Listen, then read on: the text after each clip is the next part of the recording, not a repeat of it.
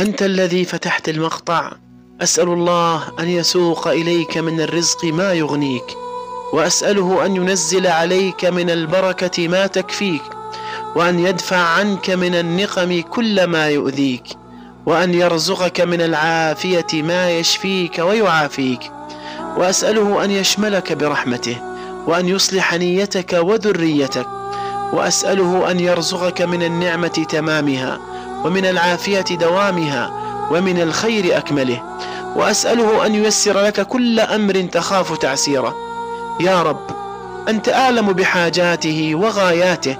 فاجبر خاطره بفيض نعمك.